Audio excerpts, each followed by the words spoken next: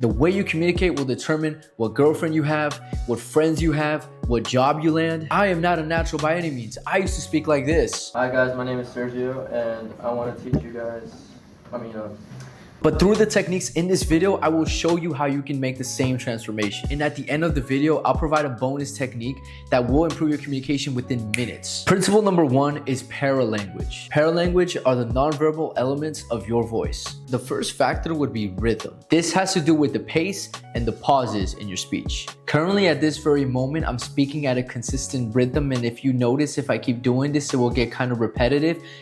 And that's why I add the pauses, and that's why sometimes I slow down, and that's why sometimes I speed up. As you can tell, when you speed up or when you slow down, it changes the meaning of what you're saying. When you slow down, it's like you're adding some sort of emphasis, some sort of weight on what you're saying.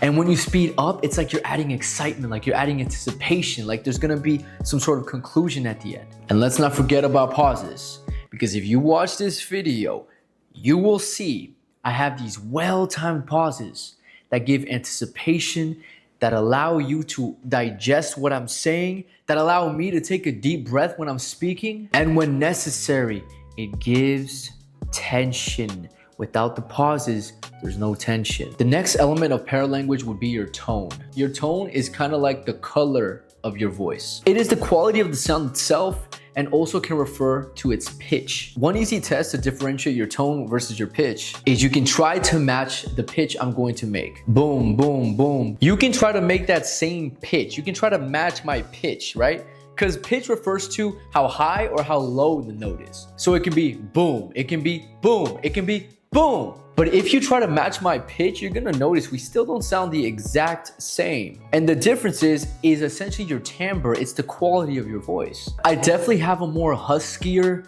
slightly raspier, more masculine voice than I used to. Your voice might have a brighter tone to it. Think of a guitar and think of a piano. If they each play the same note, they still don't sound the same.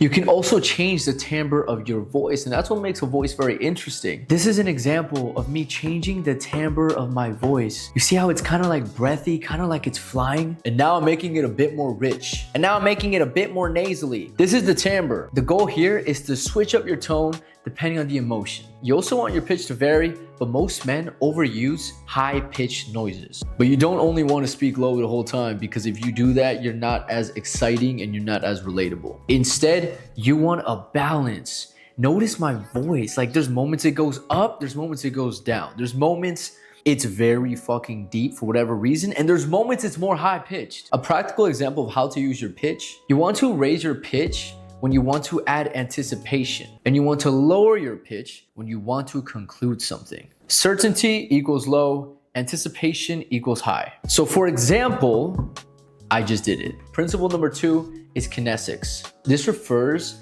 to all the visual elements of your communication. The first one I want to highlight is your hand gesticulation. This one is one of the most interesting because you're gonna notice when you speak to people, your hands will naturally move. Or maybe they don't, but understand to become more engaging, you need to use your hands. A good rule of thumb is to try to be more open with your hands. Notice how I don't move my hands like this. Like they're not like inward. They're typically more outwards, and my shoulders are more back. Then there's facial expressions.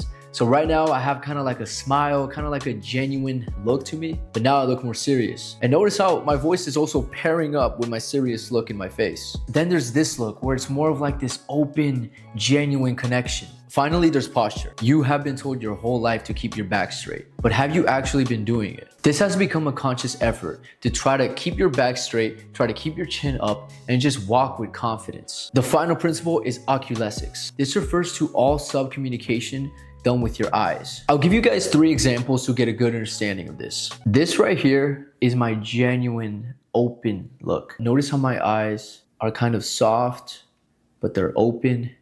Maybe I might raise my eyebrows slightly, and this gives a genuine look. Then there's a more intense kind of look. My eyebrows are slightly down. My eyes are the slightest bit squinted, almost like there's pressure on them.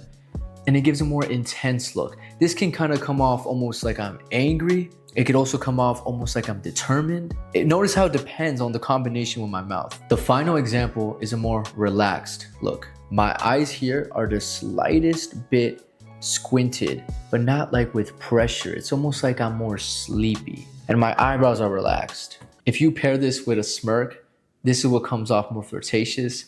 This is what comes off more seductive. As for the bonus technique, a quick way to improve your communication right now is to practice talking into a mirror. Set a timer for 5 to 10 minutes.